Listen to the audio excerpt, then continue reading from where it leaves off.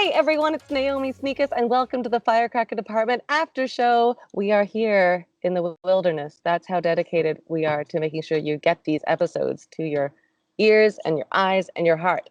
We talk in the Aftershow about past episodes and how they resonated for us, and I get to talk with my core team members, some of my core team members. We've got AJ Edmonds, Anna Gustafson, and Emily Churchill here.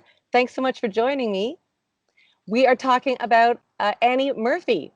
And you know Annie Murphy, of course, from the award-winning, fantastic hit show, Schitt's Creek. All right, what did you think about this episode? I will give you this caveat that it was probably one of my first episodes that I ever did 3 years ago. And I remember like meditating on her and thinking about all the, like researching for days and all the different things because I was just so nervous about missing facts and then just throwing out all the information and just talking to her because she's such a lovely, funny woman. And AJ, what did you think? Well, knowing now that it was one of the first ones you did, I really want you to do a follow-up because what I really got from her interview was that Schitt's Creek was brand new. Yeah. And like that show somehow just gave Goodwood, Ontario life in like the US and the UK. Like it's one of the most watched TV shows internationally coming out of Canada, which is so cool. So I'd love to hear what her journey has been throughout being that character. But one of the things she was talking about was, you know, when she got the part, and we've all been there. We've all sort of sat there waiting by the phone being like, any moment now. And the fact that Dan made her wait throughout that conversation, I was just the kind of scamp he is. I was like, he's a scoundrel. Say no to the role. I don't want to work with someone like that. That's stressful. No, he's tricky. He's a trickster. Emily, what did you think of our chat? Oh God, well, first off, I love Schitt's Creek. And I'm in love with all of the characters. And then when she was talking about how Dan called her, we waited 2 weeks and then Dan called and then what he did on the phone call, I was like, oh my gosh, I would lose it.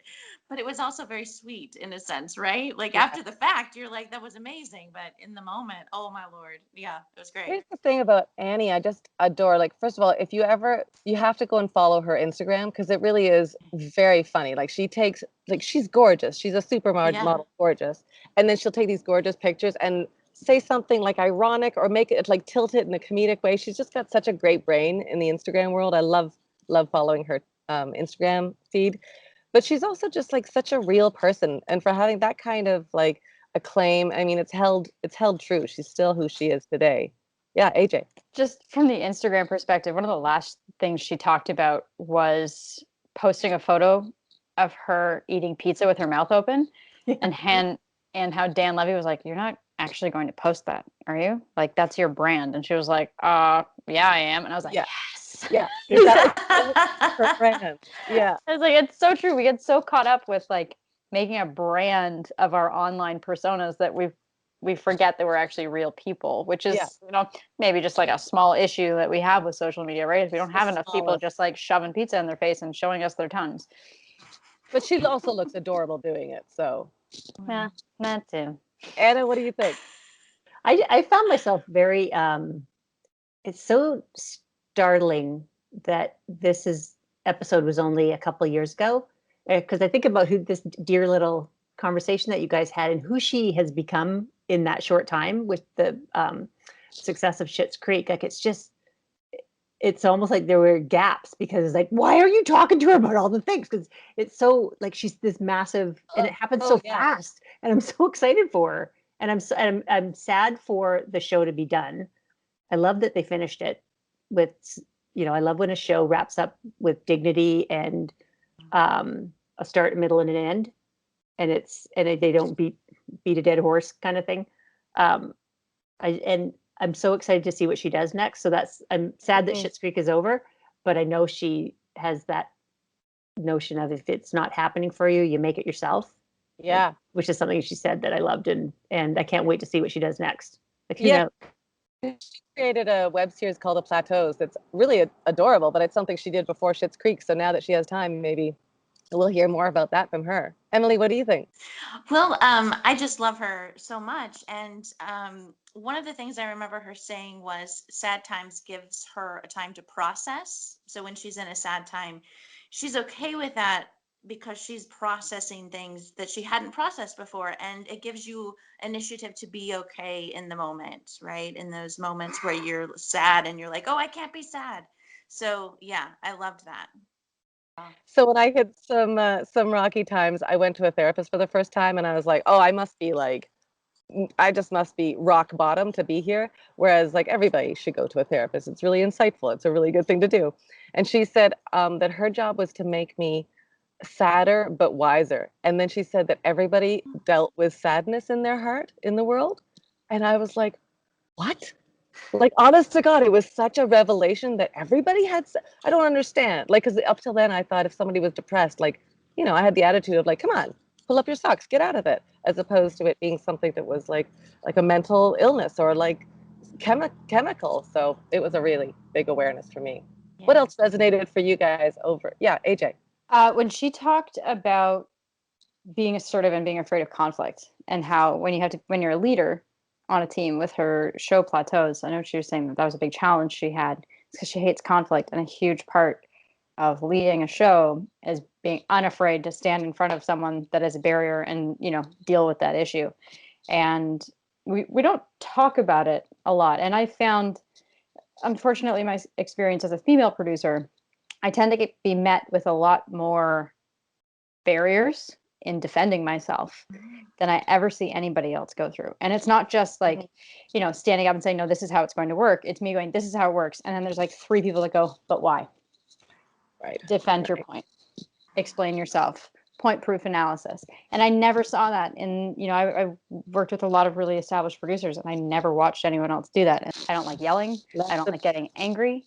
And it's hard. It's something we do have to face, right? Because we want to be confident and assertive while also being liked and also accomplishing. So when she was talking about that, I totally understood what she meant. Emily, what do you think about that? Seems like you're nodding away. Yeah, I mean, I think, being a woman on set, at least in my opinion, I'm like, oh, I can't make anybody angry, right? Or I'm gonna get sent home. That's never happened, but in my head, it always, could happen.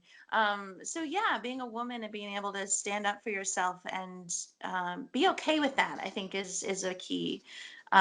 Being okay to be assertive. Wouldn't that be great to do a workshop where it's like, I'm just going to it's just a conflict workshop. It's not a conflict resolution. It's just Right. conflict, and being able to sit in conflict and be okay with it and not get sweaty and My cry. my I do. mother Yes. works a lot in conflict zones. She spent a lot of time in war zones, and one of the things that she always supports when working with new environments is she says, don't go in, like, stop doing conflict resolution and do collaborative forward thinking. Because as soon as you get into conflict, you automatically assume you're going to fight about something. Yeah, Because you're right. you're refusing to release your side of an argument to see it from someone else's perspective, instead of recognizing that both sides actually have value Yeah. in moving forward. And it's really hard to do. And I don't think we ever talk enough about how to be assertive in a kind and fearless way, but also, be empathetic and seeing things from other perspectives. That's not a skill we're taught as kids. Yeah. What do you think, Anna? I've never been on a set before, so I don't know. I mean, you get You guys. but I mean, gosh, you're in the stand-up world, which is so male dominated. You must relate to what Annie was talking Oh, about. I what AJ was just saying about having to explain and defend your, educated point. Like, it's just I see that too, and it's so doesn't exist for guys. And I hear this story over and over and over again about how, we get to a position of power, and then you have that extra layer of having to explain the power, which is bullshit. So what are the solutions to that? Like, we're all in Firecracker department. We're all about taking action with our intentions. So if you, like, I'm not good at conflict, so how do I get better at it? I would say that you take a second and don't react right away, but you try and really put yourself in the other person's shoes, and see where they're coming from, so that when you talk, it will be collaborative, right? Instead of, no, this is, I'm putting my foot down here, and you actually work together to come to a compromise. That's what I would think. I think a lot of what can happen in the future is actually like I work really hard at turning to the guys that I'm standing beside. Mm-hmm. And I talk about this kind of stuff with them, with my brothers, with my boyfriend, even with my dad. Like you can't explain to someone what it's like to be a woman unless you're also a woman. I can't explain to my boyfriend the 30 years of defending why I also wanted to be outside building birdhouses and not inside cleaning the dishes, and how that actually did inform who I am now, and why I do tend to bend when it comes to conflict. You can't explain it. You just have to live it and then talk about it with the people that will be most affected. So like children, kids that are coming up, talk to them about conflict resolution, because as a child, you just throw a punch and then you walk away. I was just reflecting on what Emily said about like take a step back and be empathetic. But I feel like I'm so empathetic. I'm not empathetic to myself. So I go, oh my God, I get how they feel. Oh my God, I empathize with, and I'm compassionate for how they feel. So much so that I belittle my feelings, my own things. So I think I actually need a conflict workshop where I just go in there and be like, I have to go up to people and tell them I have conflict with them one after another and just work that muscle because it makes me so uncomfortable. Well, you got to be able to have the conflict, but not absorb the conflict. Yes. You know what I mean? Because Yeah. you can internalize it, you can take it with you, you can lose sleep, you can walk around with it, you can snap at your partner. Like you can't do that shit. Like you gotta have the conversations when you're able to have the conversations, for one. Like it's not always in the moment when the conflict's happening. So sometimes it's got to be a little bit of time, but not giving up on the conversations either. Like it's not just conflict. Well, I don't see eye to eye with that person, and you go away. Taking the time to take a breath, get your thoughts, get their thoughts, however you can, and then have the, circle back, as they say. Yeah. Learning what fights to fight is a skill that takes time. Like I think that's the hardest thing about growing up for me, because I used to not be reactive. I would do the same thing. I would internalize. I'd be like, I don't feel like fighting with you because it's only going to make me feel worse. And I'd leave. And then after doing that 5 or 6 times, you realize you've established that it's okay to treat me like this, and that I'm not going to say anything, but I'm taking it home and I'm losing sleep over it. And now I'm about to bubble over. Yep. And learning which of those battles are the ones that you pull someone aside and go, this really hurt, and here's why. And when it comes to work conflict, I mean, there are just fundamental things. If you know how to do your job, you stick by how you do your job. If you're confident in what you do, you stick by it. And you don't let other people take it from you, and you remove it from yourself. But it's hard. It's a skill. Maybe we should start all of our regular Firecracker Department meetings with like, let's talk about every conflict, like, even if they're small or big, just to like exercise the muscle. But everybody has to have something. You can't be like, oh, I have nothing today. Like you have to actually have a conflict. Even if it's like, I don't like the way I don't know. It makes me sweaty just thinking about it. All right, any final thoughts about Annie's episode with the Firecracker Department? And my biggest takeaway also was that when she got the role to audition, she was like, "Yes, this is my role," and I'm waiting for that. But I feel like that's the key. Like you're like, Yeah. "Oh, I got Yeah, this." she knew. She had like that confidence. Yeah, she's awesome. I love Annie so much. I think as Anna said, I can't wait to see what she does next. Speaking of, what are you doing next? What's going on in your world that we can find out about? My gosh. Mine is we're still doing the wrestling movie. It got rescheduled. Yeah. We're filming it in July. It's just wrestling. Okay. Good to know. We'll wait for more pictures because I'm excited about Can't wait to see that. AJ, what about you? I wrote a short film a couple months ago, and I'm now just sort of pulling together my animators and my visual effects team. So I'm hoping to shoot that before the end of the summer. Nice. Anna? Yeah. I'm writing jokes and doing open mics. Yeah. Circling back, going to ground, doing the thing, and getting my writing juju back. I love it. Sort of, my years look like this. Like you doing this, and then you get right back down to writing bad jokes and trying to do them and make people laugh. And it's just the hurtful part of comedy that you have to do. So, Yeah. love it. We're about to launch my husband slash partner, Barum of the Barum and Sneak Us. We're about to launch Someone Stole Something, which is a true crime parody that we do at a podcast about some Muskoka chairs that went mysteriously missing. It's pretty traumatic. Yeah. I love it. So we're going to release that in the podcast world, and I can't wait to share it with you all.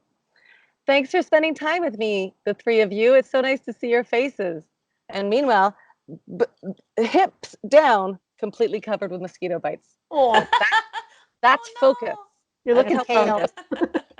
Yeah, I'm basically just like covered, just swollen. Nice to see you. Go follow Firecracker Department on Instagram and Twitter, Firecracker DEPT. And if you haven't already, you got to subscribe to firecrackerdepartment.com and catch up. Find out what we're doing in the community and find out how you can be part of it, because we have teams in Toronto, Los Angeles, and starting in the UK and New York too. So join in the Firecracker fun. Thanks, everybody. Bye, guys. Bye.